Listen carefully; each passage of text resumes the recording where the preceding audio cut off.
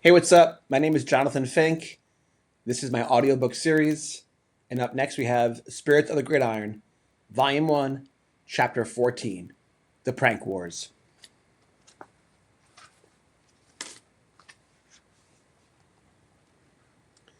There are rivalries, and then there are wars.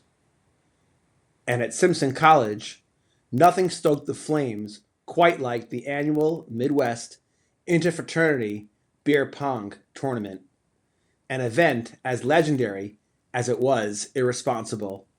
Beck Jordan hadn't even planned on entering. He was a pledge, after all, still scrubbing floors and memorizing the names of long dead fraternity founders.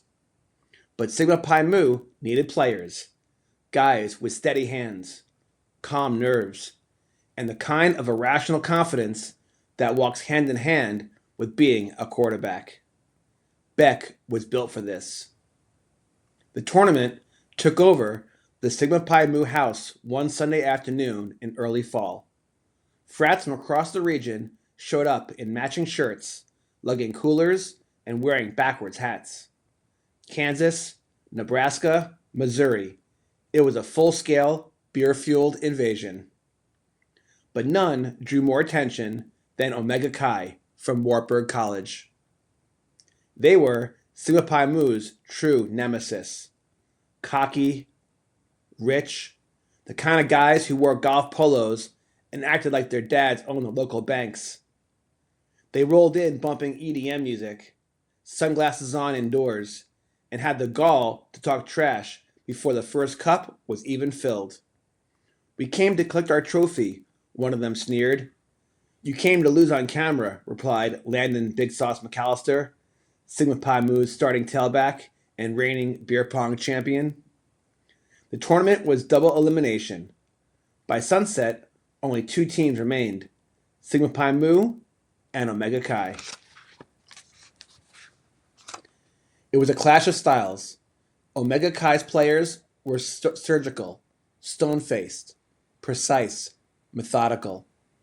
But Sigma Pi Mu had swagger, rhythm, chaos.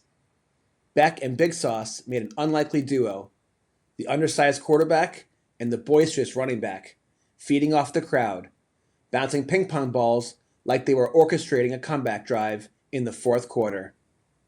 The final cup came down to Beck. He leaned in, tuned everything out. "Ice in your veins, QB1, Big Sauce whispered. Beck released the ball. Smooth arc. Perfect rotation. Splash. The basement exploded. Beer flew.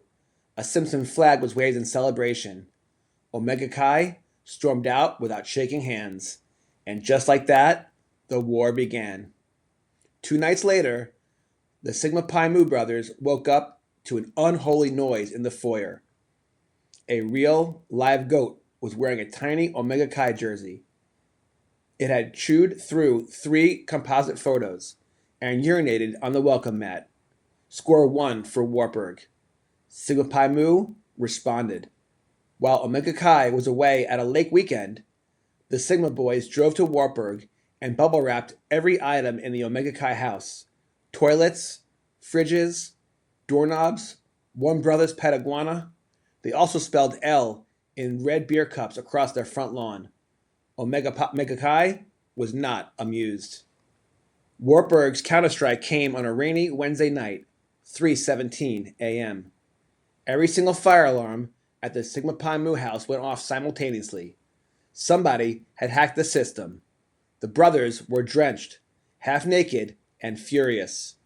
Sigma Pi Mu's president muttered something about revenge best served as a cold dish. Simpson retaliated hard. At 4 a.m. the following night, the Sigma Pi Mu pledges, led by Beck, rolled deep into Wartburg territory with 30 industrial-sized rolls of toilet paper and 5 gallons of maple syrup. By dawn, the Omega Chi house looked like it had been gift-wrapped by a psychopath. Barstool Simpson's Instagram channel couldn't get enough of the prank wars. Eventually, the dean at Wartburg stepped in. He called it an unacceptable escalation of inter-campus conflict and an impressive display of logistics and creativity, but still technically vandalism. Both fraternities were fined. Letters of apology were written. The goat was returned to the local petting zoo. But in the basement of Sigma Pi Mu, where the paddles lined the walls and the beer pong table stood like a sacred altar, Beck Jordan earned more than just a beer-soaked victory. He earned respect. Not just from his game-winning beer pong shot, but for his guts, his brains, and his refusal to let Omega Chi walk all over them. The prank wars had ended, but Beck's legend on Greek row, that was just getting started. End of chapter 14. Up next, chapter 15, the Cow Tippers. If you enjoyed this chapter, please leave a like. If you really enjoyed it, please subscribe. Thanks so much for watching, and as always, God bless.